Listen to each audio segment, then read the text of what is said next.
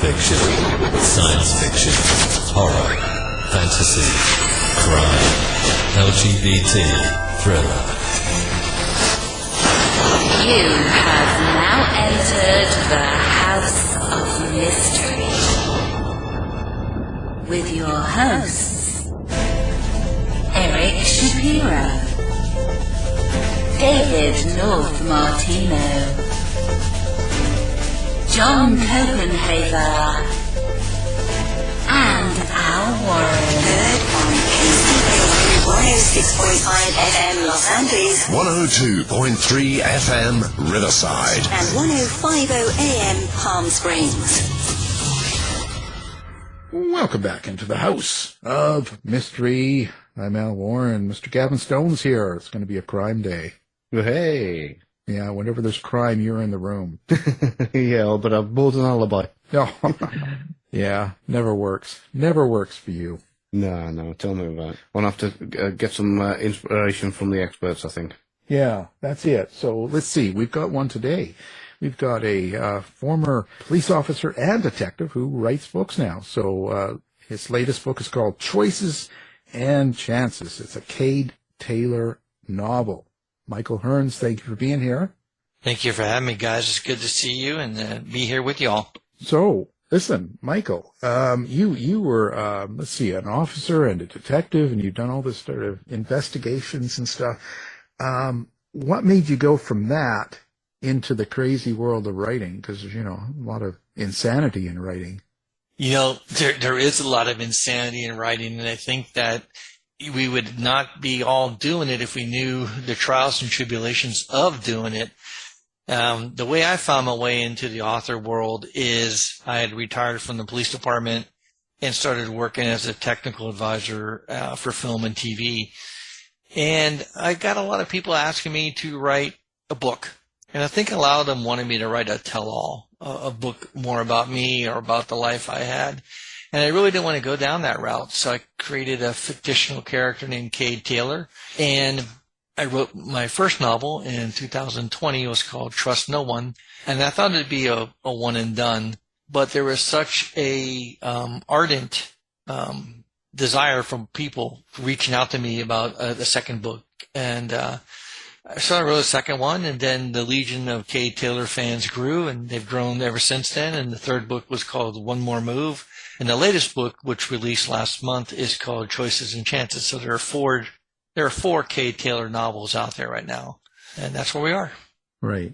Well, was there something that gave you confidence, but to write something that people could, criticize, of course, but to actually get out in public where people can actually see what you're writing and stuff? Was there some reason you could feel comfortable doing that? Yeah, you do put yourself out there for high exposure and vulnerability, and you put yourself out there for praise, and you put yourself out there for critique as well. The confidence level, I think, was just, I didn't really know how far the market was going to go, and I thought that maybe just a few handful of people might read it, and I would get my my pros and cons about it from that. But the books actually took off a little bit faster than I imagined, and it's been a good ride so far, and people seem to enjoy Cade Taylor. I think what they like the most about the Cade Taylor books is the authenticity. They're seeing an aspect of law enforcement that many people don't normally see in film, TV, or books. I spent 10 years in real life undercover in the Medellin and Cali drug cartels as a money launderer and drug trafficker, and I was, for all intents and purposes, part of the actual real Miami Vice. So bringing that experience and bringing that aspect of my life into the writing helps to make the writing a lot more authentic. Right. So you're actually relying on a lot of your own experience on the scene of doing policing, I guess, to get into the book? Yeah, there's a lot of commentary about write what you know. This is obviously something that I know very well. I did 10 years of my life doing it. So bringing some of my real life experiences, some of my knowledge, some of the information I gleaned in that environment has helped to fill out the plot lines and create story arcs for the book. So what do you think, people get wrong about undercover work and law enforcement in general? in the public. From watching the movies and stuff, because, Gavin, an ex-spy and stuff, like, people have a lot of ideas about what spies are or cops are, and they're all pretty perfect in the movies, right? So what do you think they get wrong? I think we were raised, I was born in the 1960s, and I think a lot of us were raised with a lot of television shows, at least in the United States, about law enforcement and cops. And I think watching those TV shows, the general public feels they have a complete and utter understanding of that lifestyle. You would never tell a surgeon how to operate. You would never tell an airline pilot to, trim the tab at 32,000 feet and to bank left or bank right. But we all seem to think we know how to tell the police officer or the detective how to do their job because we've seen it portrayed so often, so many times. We've seen it portrayed in different parts of law enforcement, different sexes, different ethnicities, different cities, different everything. But the reality of it is that we all don't police the same entirely, from Spokane to Seattle to Savannah, Georgia. I mean, it changes. And South Florida, Miami in particular, I often joke that we invent crime in Miami. We should patent it. And some of the things that we encounter in South Florida is a little different than some other parts of the country. The job has its inherent risk and dangers no matter where you are. But sometimes certain cities, certain locales of the world, certain locales of the nation bring a different flavor. And in Miami, we see that a lot. Now, your character, Cade Taylor, how do you relate to that character? How do you write that character? How do you see that character? Do you hear him? Is it like watching a movie for you? Or maybe explain your experience in writing your main character. Well, because I worked as a technical advisor for film and TV, I oftentimes tell people I write in a cinematic perspective. I'm very detail-oriented in my writing, very descriptive. I think the readers today are a lot more sophisticated than we give them credit. And if I said to them, well, me and Alan and Gavin, we got in the car and we drove off to Dallas. And then we got to Dallas, Gavin wanted to go to the restaurant. And I'm like, well, hold on. What do you mean the three of you got in the car? Where did you go? What did you do? What did you see? What did you talk about? So with Kade Taylor, there's a lot of description. Many people in today's world are very visual. They were raised in television. They were raised in movies. So even though they're readers, they read with a descriptive mind. So I try to help them along with the description. So my life experiences help to colorize those descriptions and to colorize those stories because I'm speaking from an informed point of view. Just like Gavin were to write about a spy novel, it's his life, it's his essence that's coming through that. And the same thing with myself. I've got to ask about Cade Taylor. I'm wondering if you went through the same thing as I did. How many names did you go through before you finally got to Cade Taylor? And what was the original kind of, or what were some of the alternatives? This was a bit like choosing a name for a newborn baby, isn't it? When you're trying to get to the one that's the right one for your main protagonist. Yeah, that's an incredibly good question. In the Cade Taylor novels, I don't really fully describe Cade Taylor too well. I describe a few things about him, but I let the reader make their own interpretations. So there's a vagueness to him that I allow the reader to fulfill in their own mind. When it comes to his name, it was my wife. My wife, who I adore and I think is just an absolute genius. She pulled me. She said, "Listen, two first names always sound well together," and it was she who named him Cade Taylor. Oh wow. Next time I need inspiration for a character name, then I want to give you a call up and ask you to put your wife on if that's okay. No, she's not here, but she is. She's just wonderful, and she's been a big supporter of this entire process. Brilliant. That's good.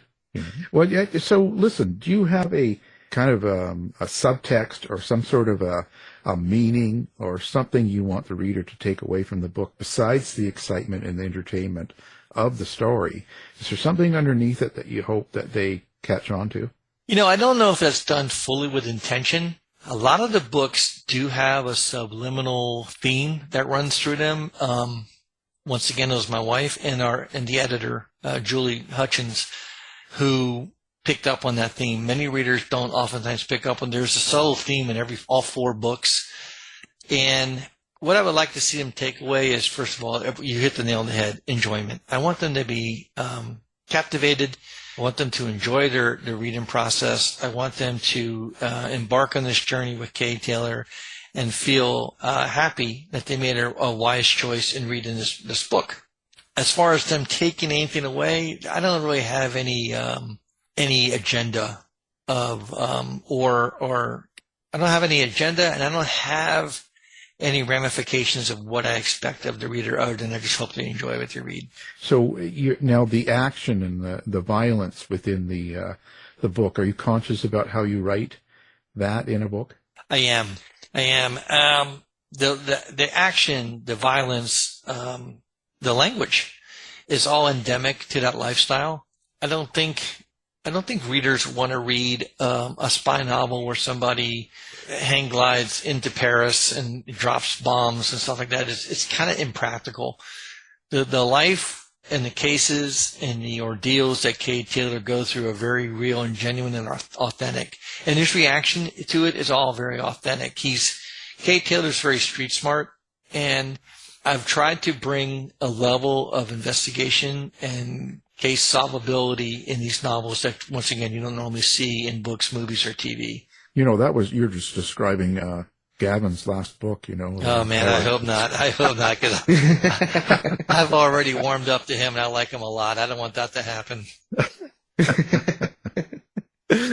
So I'm just wondering about your antagonists in these, because in a lot of like kind of crime books and crime movies, you generally have a good guy versus bad guy, or there's one kind of agenda. And I know, like from other law enforcement people that I've spoken to, that fighting crime is a bit like, kind of having that constant waterfall of enemies that you've got to try and battle against. So with that in mind, I mean, how do you go about writing your antagonists here? Do you kind of have something in mind from the very beginning and say, I'm going to make this guy, a drug lord or whatever, and this is how Kade Taylor's going to stumble across this case? Or how do you just write it and see how it goes? It's a little bit of all that. It's like a melting pot of all that. But I do know that with the 4 novels that have been written so far, I kind of know the very, very, very beginning, and I kind of have an idea how I want it to end. And then the writing process kind of takes me along with it. I become kind of like the train conductor. I may not be going to the final journey, but I'm still on the train riding with it. So as I'm writing the books and the novels, I'm actually taking the journey along with the reader. And then when it's finished, I'm able to walk away, whereas the reader gets to immerse themselves in it. As far as like creating criminals, villains, bad guys, bad ladies, whatever it may be, I've been very lucky so far to pepper the entire population. You're really not going to know all the times who the good guy and the bad guy is in the Kade Taylor novels, and sometimes there's a lot of murky gray areas too. Oh yeah, it's a bit like the world I come from. So, do you ever come across somebody in your own day-to-day life and they kind of annoy you, and you think, right, that's it, you're going in a book? No, and you're going to die. I think maybe you're right. Maybe you should have interviewed my wife instead of me, because she said to me one time, she said, people are going to read your novels for 2 reasons: 1, to see if they're in it, and 2, to see if they're not in it. And I think people from my past originally started to read the books thinking, once again, are they in it? Are they not in it? And I think they've come to realize that it's all fiction. Got you. Yeah, I tell you what, that is a really great trick, though, because somebody I know, another author I know, he sent me a message not so long back, and he said, I promised I was going to put you in my next book. I have, and it's just been released. Now, I bought the book purely on the concept of me being in there, trying to figure out where I am and how I've been written. And I thought, what a great marketing idea. I wonder if he tells just about everybody that they're in the book somewhere, so they all buy it. What I have done, and I'll let you in on a little secret that I've never said in any interviews before, like when the first novel came out, Trust No One, a woman read it, and she reached out to me, and she read it just after the death of her adult daughter. And she said it really helped her a lot because she was from Miami, and Miami plays a large part in the book, so it probably elicits a synapses or a dopamine level in her brain when she sees familiar locations and things like that. And so she told me about her daughter. I said, I'm going to put her in the next book. And from book number 2, Grasp and Smoke, book number 3, One More Move, and now Choices and Chances, I have slipped in someone who has passed on and given them life in the pages as a homage to let them kind of live on a little bit. And only that one reader knows that. I don't make a proclamation about it, other than now telling you two guys. I don't make a proclamation about it or anything, but in every book there's someone who's a character who has passed on that I've found a way to, via name or via description, put them in to give them a little longevity in her life. Oh, well, that's lovely. That I really like that. On behalf of everybody, I'm going to thank you personally for that. Thank you, Gavin. Thank you, Gavin. I think it's a wonderful gesture. Thank you, Gavin. Yeah, Gavin, you're going to be murdered in the next book. So. Nobody to quit. So Miami's important, obviously, and the scene and all that stuff. Do you write the setting as it's a character too? Yeah, I've come to realize Miami is as big a character as any of the characters are in the book. And the reason why is because Miami is one of those cities where you may not have lived there, but you've at least visited. And through television shows like Miami Vice and CSI Miami and Burn Notice and Dexter, even going back to Flipper, the American public has seen Miami played out in their TV screens their entire life. And now you have an opportunity to see the sides of Miami you don't normally see. You still see the subtropical fauna and flora and landscape, but you're recognizing that there's a lot of darkness in the shadows too as well. Right. Definitely. Yeah. It's like the UK, a lot of dark, Mostly when I'm here. They bright the room up. That's it, yeah. They can't wait for me to leave. So I mean, Miami, I'm actually going to end up buying the books myself just to read, because I obviously, having lived in Miami for a while, it's going to bring back a lot of great memories for me, going down to South Point to watch the sunset and that kind of thing. But yeah, it's got a fantastic charm, hasn't it? With it's got all that beauty and that layer underneath that you mentioned, that kind of, you can be in an Art Deco area 1 minute, and 5 minutes drive down the road, you're in danger. Yeah, Miami.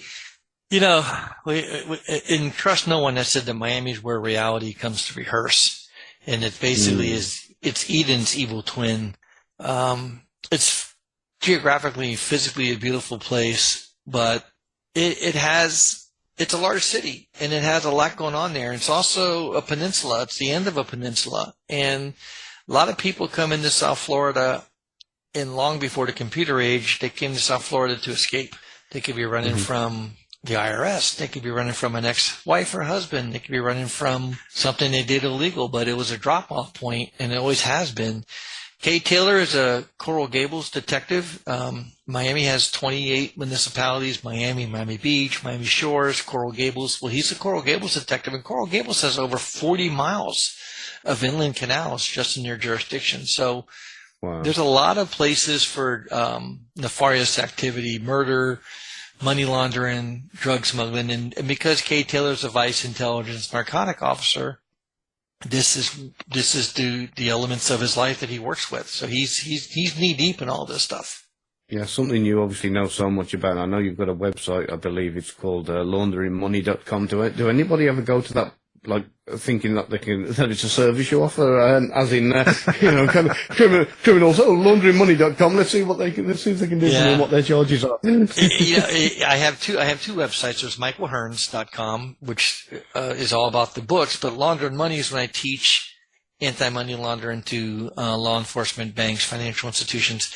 And in answer to your question, Gavin, yes. When the website first went live 13, 15, 18 years ago, I don't know when it was, back then you could track your stats a lot easier than you can now. And I would see like tons of hits from Algeria and Yemen and Uzbekistan and places like that. And I was like, this is, and I think people at first did think they could learn how to do it there. They didn't realize it was detection and prevention, not, application and usage, Well, so listen, a lot of these stories, when you're writing, you're putting a lot of yourself into it. And I guess you probably feel a lot of things that you put your characters through. and in the stories. How do you think each book changes you? Once again, it's an incredibly good question. I think as I've written each novel, I've left a lot of me in the books, and I've also taken a lot out of the books as well. It's not so much that it changes me. I think it mostly refines a lot of the life I led. I think, like Gavin and I could both agree that our lives have been much like a sea urchin. There's a center spot with all these spikes that go off in different directions. And then I've been able to, I think, shave off some of these spikes and make myself more into the center, if that makes any sense. I think it's given me a central base to work from. And it's been cathartic in some ways, but most ways it's been a pleasure to illuminate to the readers what that lifestyle is like, kind of peeling off the veneer and letting the readers understand that, that lifestyle, being undercover in Miami, is not an easy thing to do. Certainly not. Do you ever have concerns that some of this could catch up with you in your private life? No, I mean, the books are fiction. That's, my private life, I think, is doing quite well in that respect. I don't feel that there's any repercussions or danger or anything like that. This is entertainment. This is hopefully enjoyable reading, and that's what it is. Do you find yourself still policing in your mind? Like when someone's been some sort of an officer in law enforcement, even spies and stuff, even the ones I've known, they tend to still be looking for crime or looking for people to do things wrong, not necessarily outward going after it, but you go to a store and you hear a paper crumple, you're thinking someone's stealing something. You know what I mean? Do you still have that policing mentality? I don't feel I'm as sharp as I used to be, only because I'm getting older, and I'm also becoming further and further detached from that lifestyle with each and every day that passes. I have a master's degree in investigative criminal psychology, and I've worked a couple of serial homicide cases. And my wife or someone will say to me, "Hey, did you see that article about that serial killer who did this or did that?" And I'll say no. And they're like, "Well, aren't you interested?" And I'll say no. Unless I'm directly asked to be involved as a consultant or something, I don't want to get entangled with that, because it takes a lot of emotional bandwidth to do that. And as we get older, the runway of our life is a lot shorter. And unless I'm tasked with doing something, I really don't look for it or try to delve into it. I think we all have situational awareness because of the life we've led, but do I look at everybody with a castful, suspicious eye? No. I think I'm kind of, Gavin will like this. My wife and I are in second marriages with each other, and there's adult kids from both marriages. And the entire family calls me Bond Goo because they've heard I did all this high-speed stuff, but they see me fumbling around like an idiot. So is he James Bond or is he Mr. Magoo? So I'm Bond Goo, Yeah, I do like that. It's I get the same thing from time to time. I'll mess up and somebody will turn around and say something, and you were meant to be intelligence. I'm like, yeah, okay, thanks, don't rub it in. Really, I totally commiserate with Gavin on that. I mean, I try not to tell people what I used to do and how I used to do things, because I think they expect a lot out of me, and I'm just really not in that place anymore.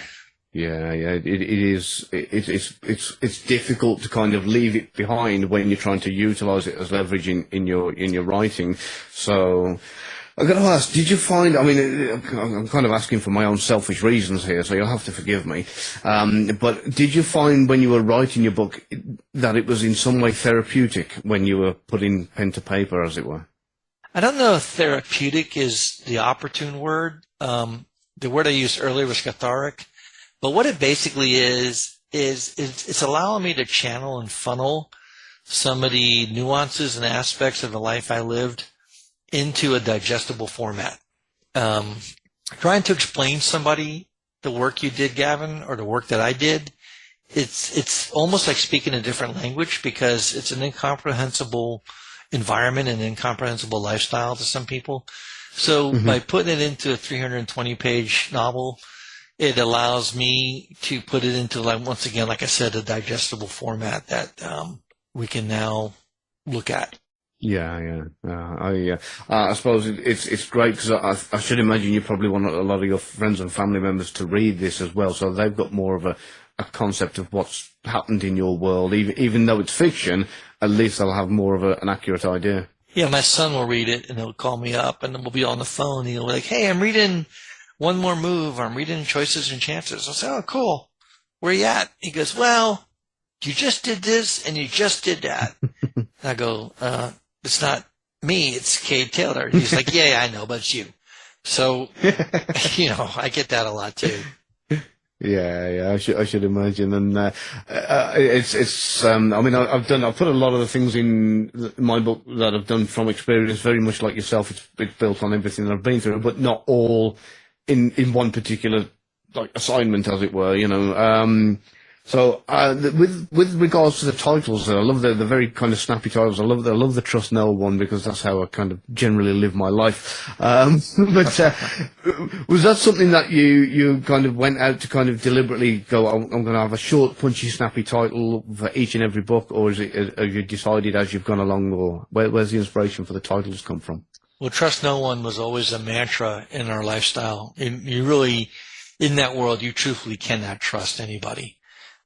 Good, bad, or indifferent. And so for 10 years, you're living in this world where you don't trust anybody. So yes, Trust No One was a debut novel. The second novel is titled Grasp and Smoke, and that's a term we use in criminal profiling, where you can see, you can understand, you can decipher what's in front of you, but you can't get your hands around it. And it's as difficult as grasp and smoke. So that's where that title came from. One More Move plays into the theme of the book, and Cade Taylor realizes that he is totally vexed, but even when you think he is totally down and out, he has one more move. One more move, like a chess piece, like a chess game. And in Choices and Chances, you have a chance to make a choice, and you have a choice to take a chance. This is how that life is. Wow. And have you got a fifth on the way, or have you finally learned your lesson? There's always potential for a fifth, and it's really strange, Gavin, because it's kind of ruminating in the back of my head. I'm starting and trying to write an entirely different book about a guy in Los Angeles, and as I'm plucking away at this guy in Los Angeles, Cade Taylor's like, "Hey, we could do this again. You don't have to leave me here in the parking lot. We can do this again." Use them and throw them away. Yeah. I see that. So listen, do you keep some sort of a reference, like some people call it a Bible, something to keep track of what goes on throughout the series, so that you don't, do a wrong eye color or make a mistake in book 5 type thing? No, not entirely. The books take place in 1998. At least that's where the first one started. And people ask me, though, like, "Well, why did you choose 1998?" And I'll be, I needed to justify why Cade Taylor had a pager. That was the full impetus behind that. And so all 4 books take place in the period of 1 year. And unlike other books with Cade Taylor, they're written in the first person, and there is no break. You go to bed with him, you wake up with him. The next day, you go to lunch with him, you go to dinner, you handle the case, you go to bed, you wake up again. And all 4 books take place over a span of like 6 to 8 days of his life. And there is no break in there. You're with him. So many of the readers have informed me that they feel like they're right with him in the drug deal. They're right with him in the shootout. They're right with him driving in the car, because they're immersed with him totally from start to finish. There is no gap. So there's an intensity there. There really is. Did you kind of know where you were going to go with each book ahead of time? Like when you do a series like this, do you kind of have a beginning and a middle and an end, and then you're putting each book as it goes? Did you kind of do it that way, or is it just as it comes, it goes? As it comes, it goes. All 4 books are standalone. It's ideal if you read them in order, but if you don't read them in order, there won't be any spoilers, and you won't be lost or left out. It helps if you read them in order, because there's a thread that runs through all of them. There's a central bank of characters that he deals with that pretty much show up in all of the books. The people in his office, his commanding officer and stuff, they all show up in all 4 books, but his actual cases and the work he's doing, the nefarious situations he's involved in, they're all totally different. Interesting. So listen, how do you like to interact with readers and people? Do you have social media accounts? What website do you like people to come to? How do people find Michael? I do very much so. There's michaelhearns.com. There's also author Michael Hearns Facebook page. There's an Instagram page, the same author Michael Hearns. There's a Twitter account. I try to interact as much as I can. I make myself available, approachable, and accessible. You doing any of the shows coming up, or you go to any book writing shows or anything like that? I have not as of yet. I'm eyeballing the Miami Book Fair in the fall, but I haven't really committed yet. Yeah, they're good. They're a good networking tool, you know. They are. Yeah. The writing community's been incredibly gracious at every level. I don't see anybody who is out to undermine anybody else. I think they're very supportive and very kind. You know, I stepped into this with a cold plunge, and I'm still swimming. So, well, the water's warm. Come on in. There's lots of room. Unless you peed in it, I guess. Yeah. Well, that's again. You know, let's not talk about Gavin. Can't help it when I get into that warm water. Sorry. Yeah, one day. Yeah, the writing community, to be fair, they are such a wonderful, open people. You know, you can contact them, ask for advice, and I've just got praise for everybody in this community. To be fair, they're really helpful, wonderful. Yeah, absolutely. Yeah, and reviews? Do you follow reviews, or do you stay away from that whole part of it? My reviews aren't stratospheric. I don't have 9,000 reviews. I think websites like Yelp and other Goodreads and things have allowed everybody to be their own critic. And, you know, 95, 98% of them are really good. I feel very bad for anybody, and it could be a restaurant review, it could be a theater review, it could be a book review. But, yeah, I picture some guy, you know, laying on his deathbed going, I wish I'd written one more negative review. I mean, it takes just as much energy to say something kind as it does to say something negative. So, you know, plot accordingly. Yeah, I sort of think personally that over the years, a lot of bad reviews come from people that are in a bad place at the time. Yeah, you know what I mean? I mean, it comes from them. What's the intrinsic value of that? You know, are you trying to steer someone away from a sale? I've never seen anybody say, "Don't buy this book." They always say things like, and I'm not talking so much about myself. I'm talking about other reviews I've seen. They'll say things like, "I didn't like this, didn't like that," but that, you know, putting your opinion out there like that. Once again, there's been plenty of times I've gone to dinner and the restaurant was terrible, and I don't go on Yelp and bash them. I mean, that's, you know, the word will get out on its own. You don't need me to be the bell ringer on that one. Right. Yeah. No, it's better that way. You know, avoid the noise and keep moving forward with what you're doing. Forward trajectory, eyes forward. Well, we appreciate you being here. I appreciate being here. Thank you, guys. Of course. Book is called Choices and Chances. Cade Taylor Novel, and Michael Hearns is our guest, who's the author. Thank you. Thank you, guys. This has been a production of the House of Mystery Radio Show. To find out more about our show, guests, or hosts, go to our website at houseofmysteryradio.com.